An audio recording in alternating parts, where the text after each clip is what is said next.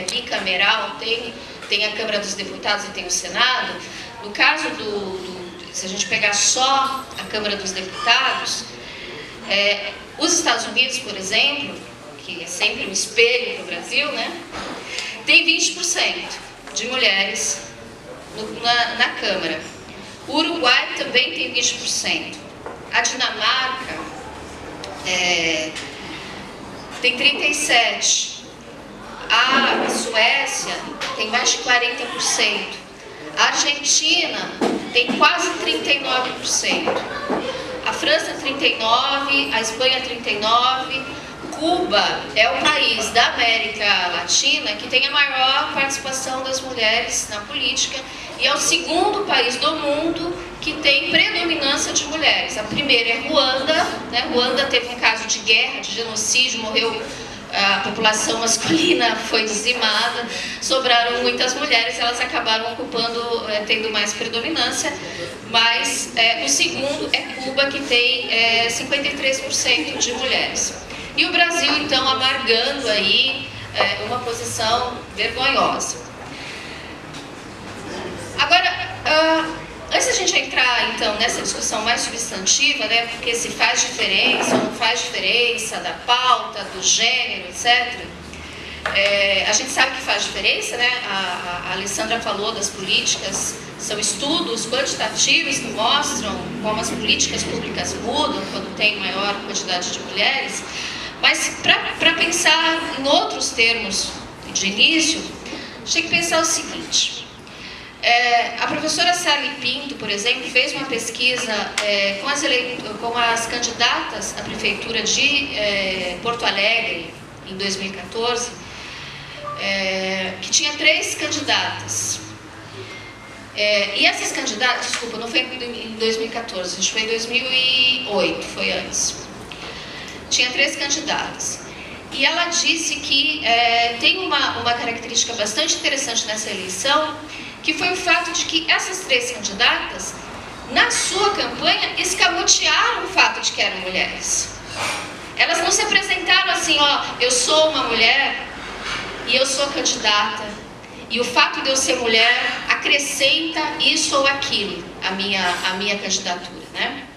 Isso é muito interessante, porque quando, na primeira vez na história lá de Porto Alegre, e provavelmente no Brasil, entre as capitais, você tem 3 mulheres fortes, né, candidatas fortes, elas não apresentarem esse fato de serem mulheres como um trunfo, digamos, né, pensando sempre que os nossos candidatos estão sempre atrás daquilo que os diferencia, né, daquilo que faz deles um candidato mais atraente. Então, ser mulher não é atraente, ou pelo menos as mulheres não entendem como ser atraente o fato delas serem candidatas, né? Um outro aspecto, então, para a gente pensar essas ideias introdutórias, né? Um outro aspecto importante é o fato de que o poder no Brasil, o poder em geral, né? Ele tem gênero.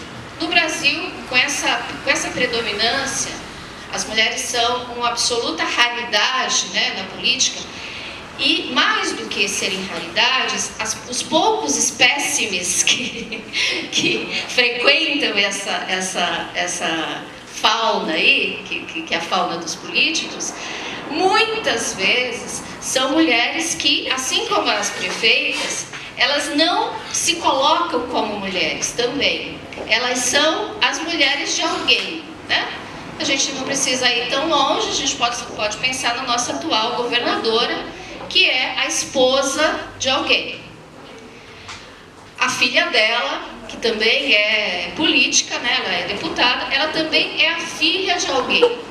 Ela não é uma mulher que chegou à condição de deputada, senadora, governadora, ou seja lá o que for, pela sua trajetória, pelos seus méritos, pelas suas ideias. Ela chegou lá em função de um apadrinhamento familiar que passa pelo cônjuge, que passa pelo pai, que passa por uma figura masculina. Então a gente tem esse duplo problema, né? São poucas e elas ainda as que têm, ainda são mulheres, digamos, sem querer ofender, meia boca, porque não se colocam como mulheres, né? Bom, a minha questão então é pensar o seguinte: apesar disso, faz diferença? Faz diferença ser mulher ou só faz diferença se for uma mulher feminista?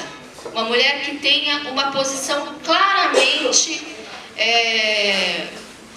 ainda que ela não se pense como feminista, porque nem todas as feministas têm a consciência de que são feministas, né? Um dos problemas que o feminismo precisa resolver, ou pelo menos enfrentar, digamos, essa RP, né, com a sociedade. Das pessoas, às vezes, serem feministas e não se darem conta de serem feministas e imaginarem que o feminismo é alguma coisa abominável, né, que quer destruir os homens ou usurpar o lugar dos homens. Usurpar até que a gente gostaria, mas tudo bem.